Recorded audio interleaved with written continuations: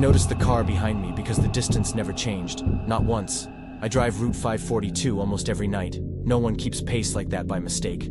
I heard the tires hum differently when the car appeared behind me. Not louder, just there. I was maybe 20 minutes from home, cutting through the mountains. The same drive I'd done 1,000 times. Rain spotted the windshield in that lazy Pacific Northwest way. I was tired. The kind of tired where your eyes feel heavy but your mind won't shut up about tomorrow's meeting. The car stayed back, not tailgating, not flashing lights. Just following at the same distance, maybe 50 yards, like we were connected by an invisible rope. I watched it in my rear view for a while, waiting for it to pass or turn off. It didn't. My chest felt tight, but I told myself it was nothing. Just another guy heading home. Same road, same direction. Happens all the time. I adjusted my grip on the wheel and kept driving, trying to ignore the feeling crawling up my spine. After 10 minutes, it was still there. Same distance, same speed. When I slowed down, it slowed down. When I sped up on a straight stretch, it sped up. My mouth went dry. I swallowed hard and checked the mirror again. The headlights were steady, unwavering, like eyes that never blink. I told myself I was overreacting. Exhaustion does that, makes you see patterns that aren't there. I rolled my shoulders, cracked my neck, tried to relax, but my hands wouldn't stop gripping the wheel too tight. I needed to use the restroom, so I pulled into the overlook near milepost 38. If he passed me, I'd know. It's just a gravel turnout with a rusted guardrail and a facility that's seen better days. I watched my mirror as I parked. The car drove past without slowing, taillights disappearing around the bend. I stayed there for a second, waiting for it to come back. Then relief washed over me, warm, a little foolish. See? Nothing, just coincidence. I laughed at myself, shook my head, grabbed my phone, even though there was no signal, and walked toward the restroom. The rain picked up while I was inside, drumming on the plastic roof. When I came back out, the air felt colder, heavier. I walked toward my car and stopped 3 feet from the driver's door. Something was wrong. The front wheels were turned hard to the left. I always park them straight, always. It's a habit from my dad. Something about tire wear. My pulse kicked up. I stepped closer and reached for the handle. The door opened before I pulled it. Unlocked. I never leave it unlocked. Never. Inside, the radio was playing. Low volume. Some classic rock station I don't listen to. I know I turned everything off. I knew I did. My breathing got shallow. I leaned in and checked the back seat, half expecting to see someone crouched there. Empty. Just my gym bag and a jacket. I shut the radio off with shaking fingers and stood there in the rain, scanning the darkness around me. Trees, gravel, nothing moving, but someone had been here. Someone had touched my car. I got in fast, locked the doors, started the engine. My hands were trembling so bad I could barely get the key in. I pulled back onto the road. My heart was hammering against my ribs. I kept checking the mirrors, the trees, anywhere someone could be hiding. The road stretched empty ahead. Rain streaked the windshield. For a few minutes, I convinced myself it was kids. Bored teenagers messing with a random car. Stupid prank, that's all. But my chest stayed tight and my throat felt like sandpaper. Then the headlights reappeared. Same car, same distance. My stomach dropped. I watched it settle into position behind me, matching my speed exactly. This wasn't coincidence anymore. I pressed the gas harder. The speedometer climbed. 45, 50, 55. The car stayed with me. Effortless. Like it knew every move I'd make before I made it. We passed under a streetlight at the junction near Baker Lake Road. Just 1 second of brightness, and I saw the driver. Baseball cap, dark jacket. Normal, except the cap looked familiar. I squinted into the mirror, trying to see more. The bill was curved the same way. Same faded blue. Same white logo I couldn't quite make out from this distance. Then my hand went to my head. My cap was gone. I always wear it driving home, out of habit. I put it on when I leave work and don't take it off until I'm inside. I looked at the passenger seat, the floor, not there. My skin went ice cold. I checked the rear view again and this time I saw it clearly. The driver was wearing my cap, the same worn patch above the brim, and the big white and blue letter C my mom stitched on it. I reached back blindly and patted the back seat, even though I knew the cap wasn't there. My breathing was too fast now. Someone had been in my car, had taken my hat, was wearing it right now while following me. I wanted to scream, wanted to pull over and confront them, but my hands just gripped the wheel tighter and I kept driving, eyes darting between the road and the mirror. The car behind me didn't change, didn't react, just followed. At the turnoff for Forest Road 1107, I made a decision. No planning, just instinct. I cranked the wheel hard right onto the dirt road, tires skidding on wet gravel. It's a logging route, narrow and dark, barely used this time of year. I thought maybe I could lose them in the maze of service roads, double back, get away. The car followed. Of course it followed. The road got rougher, potholes jolting my suspension. Rain came down harder. I pushed 50 on a road meant for 20, and my car shook with every bump. Then I saw a wide spot ahead, a place where trucks turn around. There were no streetlights out here, no houses, just trees. I knew what I had to do. I pulled in fast, shut down the engine, cut the lights. Darkness swallowed everything. Rain hammered the roof. I grabbed my phone. No signal. I shoved the door open and ran into the trees, stumbling over roots I couldn't see, branches whipping my face. I found a massive fallen log and dropped behind it, pressing my back against wet bark. My whole body was shaking. Cold rain soaked through my shirt. I heard the car, then nothing. Silence. Nothing but rain hitting leaves. My heart beat in my ears. I strained to hear an engine, footsteps, anything. For maybe 5 minutes, there was nothing. Then I heard it. An engine starting. Not mine. Theirs. The sound was close, maybe 30 yards away. I pressed myself flatter against the log. Headlights swept across the trees above me, slow and deliberate. The car moved forward. I could hear the tires on wet gravel, a crunching sound that seemed too loud, close. It passed where I was hiding. Didn't stop, didn't search, just rolled past at walking speed. The taillights disappeared down the road. The engine sound faded. I stayed behind that log for another 10 minutes, maybe longer, teeth chattering, muscles locked. When I finally stood, my legs barely held me. I stumbled back to my car, got in, locked every door. My hands shook so bad I dropped the keys twice trying to start it.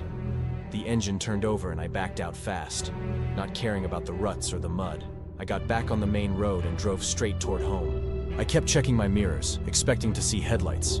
There were none. The road behind me was empty. I focused on the road, counting down the miles. 4 miles, 3, 2. My street appeared, and I turned onto it, already feeling the relief of being home. Then I saw it. The car. Same one. Parked directly in front of my garage. Engine off. Lights off. Empty. And there, sitting on the steering wheel, was my hat. I swallowed hard. How did they get here? How did they know where I live?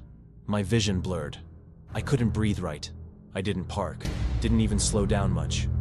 I turned around in my neighbor's driveway and drove straight to my friend Marcus's place across town. I called him from a gas station, told him I needed to crash on his couch. He asked questions, but my voice kept breaking.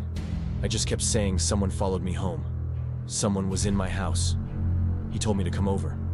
I stayed there that night, didn't sleep. Just sat on his couch staring at my phone, waiting for morning. When the sun came up, I called the police. Went back with 2 officers. The car was gone. No tire tracks in the wet driveway. No sign anyone had been there. We checked the house together.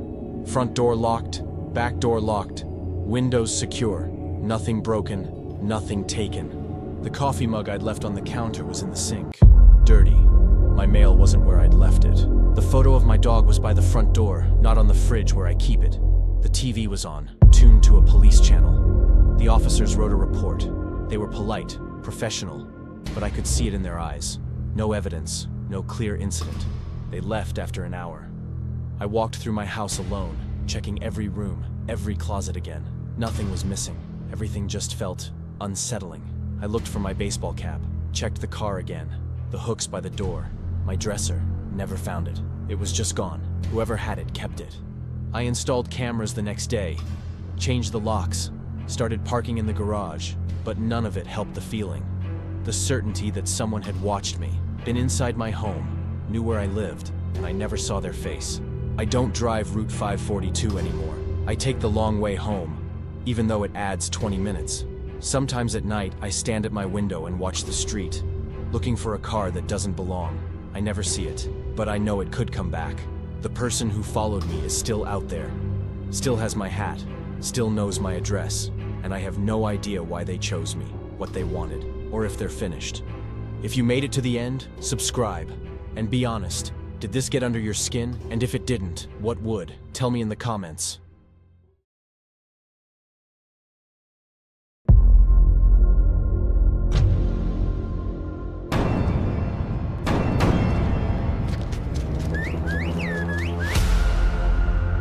first thing the officer asked me was whether I had gotten out of the car. When I said yes, he stopped writing. I asked why. He didn't answer. He just closed the notebook and said they'd notify a search team.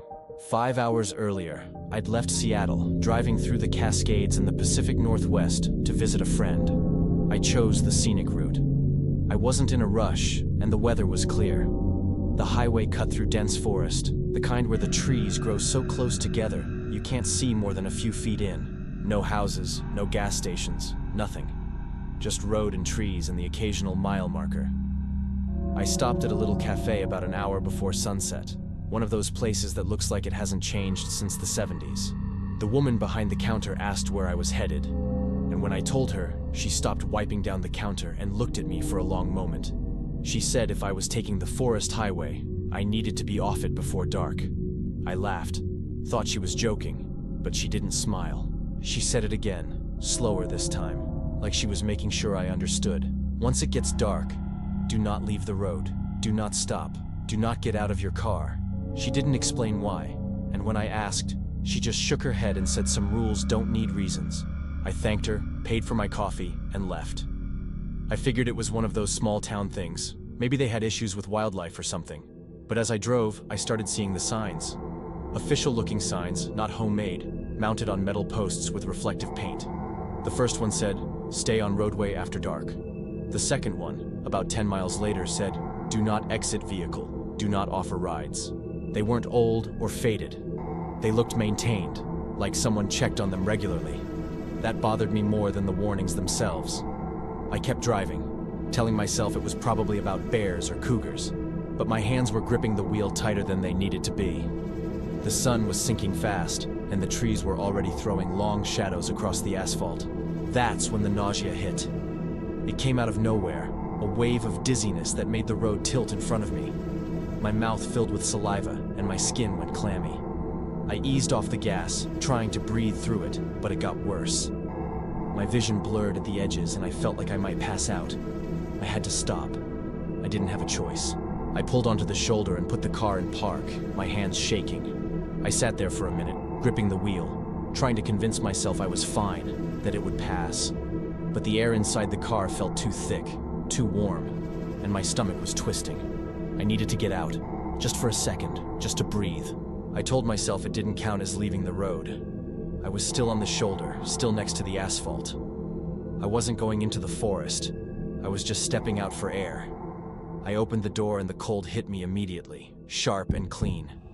I leaned against the side of the car, bent over, taking slow breaths. My heart was hammering in my chest, but the nausea started to ease. That's when I noticed the silence. Not just quiet, silence. No wind, no birds, no rustling leaves. Nothing. I straightened up and looked around. The trees were so close to the road I could have touched them from where I stood. The shadows between them were thick, almost solid. I couldn't see more than a few feet in. Then I heard it. A single footstep. Not an animal. A boot on dry leaves, deliberate and careful. I froze, my breath catching in my throat. I stared into the trees, trying to see movement, but there was nothing. Just darkness and the faint outline of trunks. My mouth went dry. I took a step back toward the car. Another footstep, closer this time. Then a branch snapped, sharp and loud, somewhere to my left. I spun toward the sound, my heart slamming against my ribs.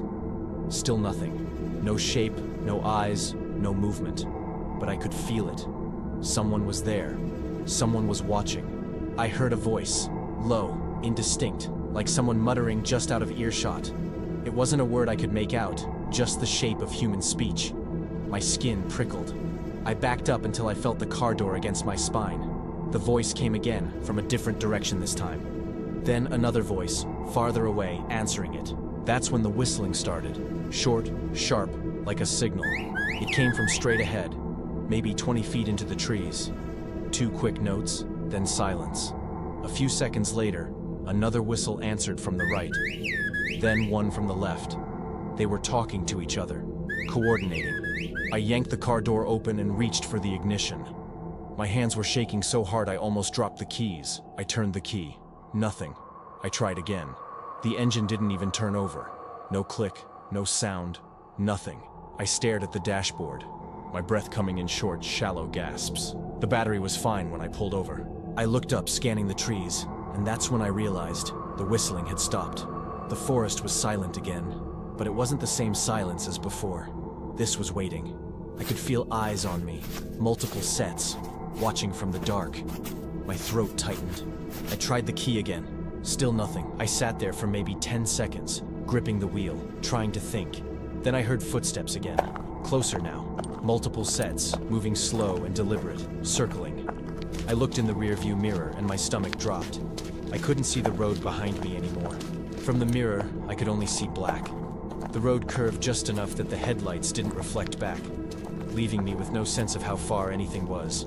Staying in the driver's seat made the dizziness worse. I needed to stand, to breathe, to keep my balance. Standing up felt like the only way to keep from passing out. I looked at the car, then at the road stretching ahead into the dark. The whistling started again, all around me now, sharp and rhythmic. They were close. I started walking, fast, along the shoulder, staying as close to the asphalt as I could. My breath was loud in my ears, ragged and uneven. The whistling followed me, keeping pace. When I sped up, it sped up. When I slowed down, it slowed down. I didn't look into the trees. I kept my eyes on the road. Then I heard a new sound, a low hum, mechanical, growing louder. Headlights appeared behind me, cutting through the dark. I turned and saw a truck coming toward me, fast. I stepped into the road, waving my arms. The truck swerved, brakes screaming, and stopped about 10 feet away.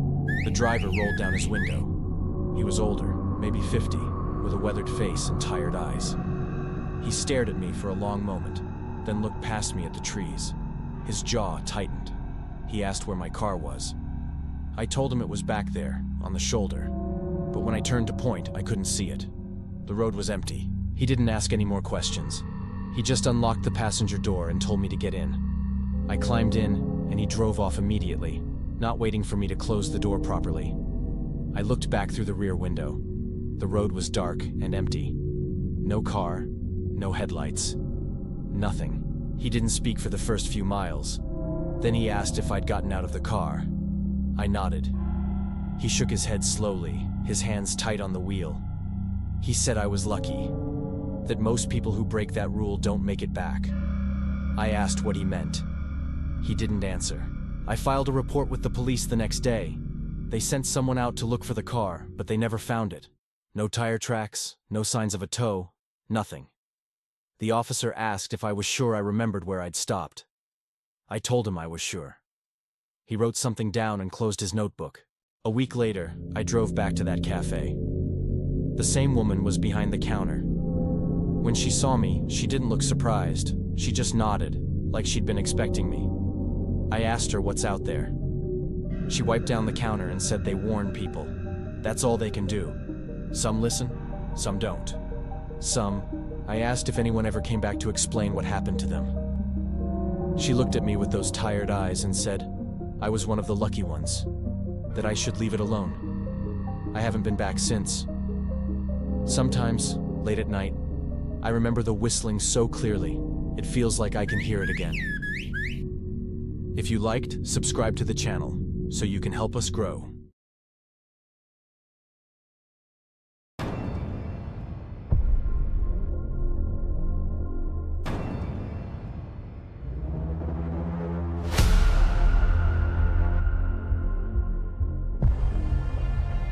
I was trying to get home before midnight. That was my only goal. I took the logging road because my GPS told me to. That's it. No intuition, no bad feeling, just a blue line on the screen suggesting I could cut 20 minutes off the drive. It was raining hard enough that I couldn't see more than 15 feet ahead, and I was too tired. The turnoff looked legitimate. Paved at first, then gravel, then something older. I didn't notice the transition until I was already committed. My hands were tight on the wheel. Not from fear, just from the effort of keeping the car steady. The road was uneven. Potholes I couldn't see until I hit them. My chest felt compressed, like I'd been holding my breath without realizing it. I wasn't scared. I was annoyed. Annoyed at the rain, annoyed at the detour, annoyed that I'd trusted the app in the first place. That's when I heard the first sound that didn't match. A low hum, like distant machinery, but there was nothing out here. Before we continue, subscribe if you haven't yet, hit the like, and if you're listening alone tonight, leave a comment saying where you are. I'd been driving for maybe 6 years at that point in my life, and I thought I knew how roads worked. You take a turn, you follow it. Eventually it meets another road. Simple. The trees were closer than they should have been, pressing in from both sides, but that happens on old logging routes. What didn't happen was the way the sound changed when I slowed down. The rain got quieter. Not stopped, just muffled, like someone had cupped their hands over my ear. I checked the GPS. Still showed the road, still showed me moving along it. No rerouting, no error message. I had maybe 30% battery and no signal, but that wasn't unusual out. I'd been through dead zones before. I adjusted the rearview mirror for no reason, just something to do with my hands. My throat was dry, and I realized I hadn't swallowed in a while. The air in the car felt stale, like I'd been breathing the same pocket of it over and over. The first sign appeared about 10 minutes in. Wooden, hand-carved, pointing left toward nothing. It said Slate Creek Logging, Mile 7. I didn't recognize the name. I grew up 2 hours from here and I'd never heard of Slate Creek. The letters were uneven, some deeper than others, and the wood looked wrong. Too pale in some spots, too dark in others, like it had aged inconsistently. I kept driving. What else was I going to do? Another sign. Mercer Timber, restricted. Except someone had scratched out restricted and carved closed underneath it. Then scratched out closed and left it blank. My hands started to sweat against the wheel. I turned the heat down. The windows fogged anyway. I wiped the windshield with my sleeve and it didn't help. The rain outside looked heavier than it sounded, which made no sense, but I couldn't explain it any other way. I tried to turn around. There was a wider section of road ahead, just enough space to reverse and angle back the way I'd come. I put the car in reverse, and the engine stuttered. Not died, just hesitated, like it was considering whether to cooperate. The dashboard lit up. Battery light, oil pressure, check engine, all at once. I shifted back to drive, and they went off. Every single one. I sat there for a full minute, staring at the gauges, waiting for them to come back. They didn't. The rational part of my brain said it was a sensor issue. Electrical short, maybe water in a connection somewhere. The other part, the part I don't usually listen to, said I shouldn't try reversing again. I kept going forward. The road narrowed. Branches scraped the passenger side. I could hear them even over the rain, a dry scratching that sounded deliberate. It wasn't. Trees don't choose where to grow. But my shoulders tensed anyway, pulled up toward my ears without my permission. The next sign was newer. The wood was cleaner, the letters sharper. It said, Cameron Frost, End. That's my name. Full name. Nobody calls me Cameron except my mother and the DMV. I stopped the car. Engine still running. Wipers going. Rain hammering the roof in a rhythm that felt just slightly off. I stared at the sign until my vision blurred. There was no explanation I could build that made sense. No prank, no coincidence, no mistake. I got out of the car. I don't know why. Maybe to prove the sign was real. Maybe to prove it wasn't. The rain hit me and I barely felt it. I walked up to the wood, touched the letters.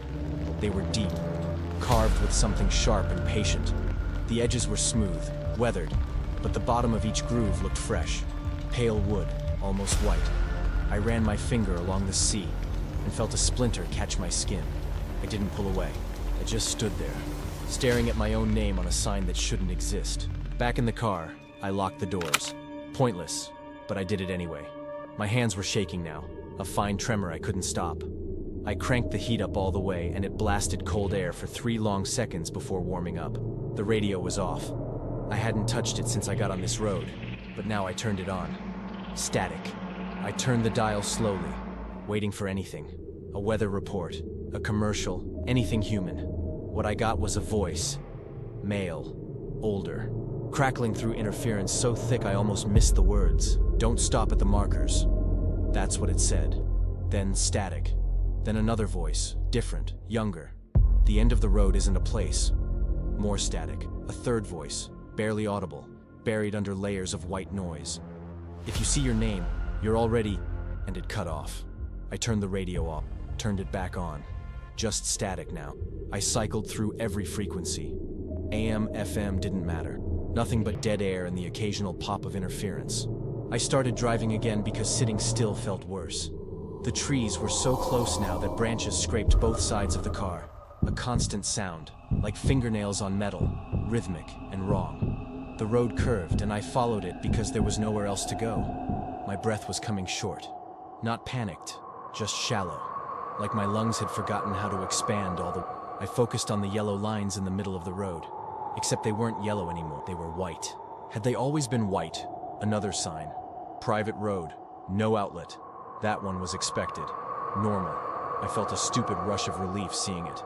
Like the universe had remembered how to make sense again. Then I saw the one behind it. Same size, same style, same wood. Cameron Frost, mile 0. I was at mile 0, the end.